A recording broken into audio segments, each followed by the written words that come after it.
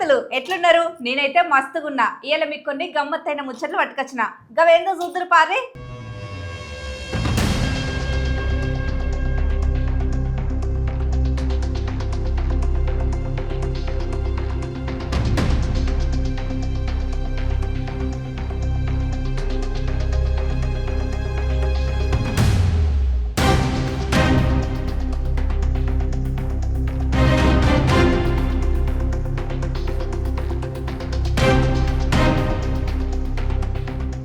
ఆ ఊళ్ళో విశాఖపట్నాన్ని డివిజన్ చేసినప్పుడు మా కాజీపేటను డివిజన్ ఎందుకు చేయరు?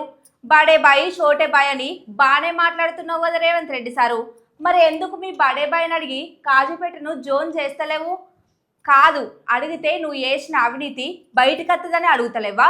కాజీపేట కోచ్ ఫ్యాక్టరీలా 70% ఉద్యోగాలు స్థానికులకు ఇయ్యాలే. మహారాష్ట్ర లాతూర్లా వ్యాగన్ ఫ్యాక్టరీ పెట్టి గన్ల ఉద్యోగాలు స్థానికులకు ఇచ్చిరు కదా. మరి 8 మంది ఎంపీలను గెలిపించి 2 కేంద్రంలో మంత్రులను ఇచ్చినందుకు మహారాష్ట్రకు ఒక న్యాయం, తెలంగాణకు ఇంకో న్యాయమా? బిడ్డ, కాజీపేట రైల్వే కోచ్ ఫ్యాక్టరీలా 70% ఉద్యోగాలు స్థానికులకు ఇయ్యకుంటే ప్రారంభోత్సవానికి వచ్చే కేంద్ర మంత్రులను అడ్డుకుంటాం అనుకుంటా రేవంత్ సార్ను హరీష్ రావు సారు గట్టిగానే అరుచుకున్నాడు. పోర్రి గా ముచ్చట ఓ పరి మీరైనూరి. మరి లాతూర్లో మహారాష్ట్రలో వ్యాగన్ ఫ్యాక్టరీ పెట్టి అక్కడ స్థానికులకు 70% రిజర్వేషన్ కల్పించారు. లాతూర్లో 70% రిజర్వేషన్ ఇచ్చినప్పుడు మా కాజీపేట యువతి యువకులకు ఎందుకు ఇవ్వరు? మా భూములు కోల్పోయిన రైతులకు ఎందుకు ఇవ్వరు అని ఈ రోజు బీఆర్ఎస్ పార్టీ ప్రశ్నిస్తా ఉంది. లాతూర్లో మహారాష్ట్రలో చట్టం ఉన్నప్పుడు మా తెలంగాణలో మా కాజీపేటలో ఆ చట్టం ఎందుకు వర్తించదు అని మేము అడుగుతా ఉన్నాం. అంటే మహారాష్ట్రకు న్యాయం, తెలంగాణకు న్యాయం ఉంటుందా? 8 మంది ఎంపీలను గెలిపించి 2 కేంద్ర మంత్రులను పెడితే మీరు చేసేది ఇదేనా అని మేము అడుగుతా ఉన్నాం. మీరు ప్రారంభోత్సవానికి వస్తాం, కేంద్ర మంత్రులు వస్తామంటున్నారు. బిడ్డ, మాకు 70% స్థానికులకు అవకాశం ఇవ్వకుండా ఇనాగ్రేషన్ కి వస్తే బీజేపీ మంత్రులను నిలదీస్తామని హెచ్చరిస్తా ఉన్నాం. మున్సిపల్ ఎన్నికకు 3 కార్లలోనే వచ్చినామని చెప్పారు మంత్రి వివేక్ సారు. కానీ మున్సిపల్ కార్యాలయం దగ్గరకు 50 కార్ల కాన్వాయ్తో పోయినరు మంత్రి వివేక్ సారు. అయినా సుత పోలీసు వాళ్ళు అడ్డుకోలేదు. ఇక క్యాతనపల్లి మున్సిపల్ చైర్పర్సన్ ఎన్నికల్లో కాంగ్రెస్ మంత్రి అరాచకాల మీద మళ్ళీ వీడియోను విడుదల చేసింది బీఆర్ఎస్ పార్టీ.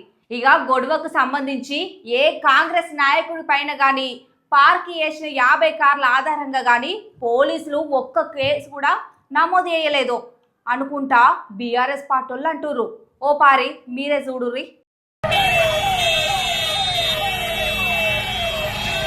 అమ్మా, ఇంత అరాచకం ఎప్పుడు చూడలే, మొదటిసారి ఇంత అరాచకం.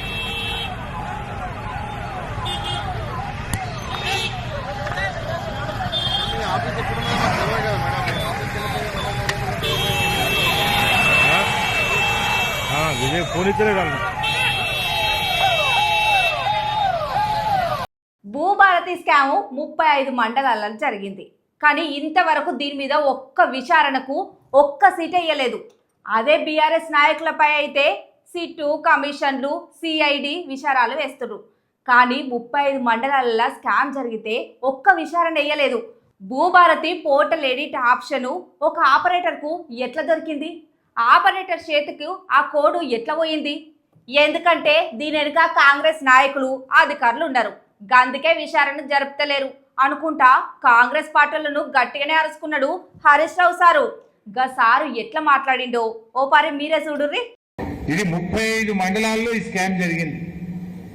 జనగామ జిల్లా, యాదాద్రి భువనగిరి జిల్లా, మేడ్చల్ జిల్లా 35 మండలాల్లో ఈ స్కామ్ జరిగితే దీని మీద విచారణకు ఒక సిట్ వేయొచ్చు కదా. ప్రతిపక్షాల మీద మా మీద సిట్లు వేస్తున్నారు. కేసీఆర్ గారిను, బీఆర్ఎస్ పార్టీ నాయకులను ఇబ్బంది పెట్టడానికి మా మీద మాత్రం సిట్లు వేస్తున్నారు. ప్రతిపక్షాల మీద బీఆర్ఎస్ నాయకులను వేధించడానికి సిట్టులు, సిఐడిలు, కమిషన్లు, అక్రమ కేసులు, అరెస్టులు బీఆర్ఎస్ మీద చేస్తారు. ఇవాళ రాష్ట్ర ప్రభుత్వ ఖజానాకే చిల్లు కొడతా ఉంటే, ఖజానాను కొల్లగొడతా ఉంటే 35 మండలాల్లో స్కామ్ జరిగితే దీన్ని ఇప్పటి వరకు బయటకు ఎందుకు తీయడం లేదు? భూభారతి పోర్టల్ యొక్క ఎడిట్ ఆప్షన్ ఒక ఆపరేటర్కి ఎట్లా దొరికింది? భూభారతి పోర్టల్ దాన్ని ఎడిట్ చేయాలంటే కేవలం ఆర్డీఓకు తహసీల్దార్కు మాత్రమే అవకాశం ఉంటుంది. ఇవాళ ఈ కేసులో డబ్బులు కట్టేటువంటి డబ్బులను 10% చూపించి ఆ ఎడిట్ ఆప్షన్ ఒక ఆపరేటర్ ఎట్లా చేసిండు, ఆపరేటర్ చేతికి ఆ కోడ్ ఎట్లా పోయింది, ఆపరేటర్ ఏ రకంగా ఎడిట్ ఆప్షన్ చేసిండు అంటే దీని వెనుక కాంగ్రెస్ నాయకులు ఉన్నారు, దీని వెనుక అధికారులు ఉంటేనే ఇది సాధ్యమవుతుంది. ఎందుకంటే ఒక ఆపరేటర్కి అంత ధైర్యం ఉండదు, ఒక ఆపరేటర్కు ఎడిట్ ఆప్షన్ చేసే అవకాశం ఉండదు. ఒక ఆపరేటర్ ఇదంతా చేసిందంటే డెఫినెట్గా దీని వెనుక అధికార పార్టీ నాయకులు ఉన్నారు, పెద్ద పెద్ద అధికారులు కూడా ఉన్నారు.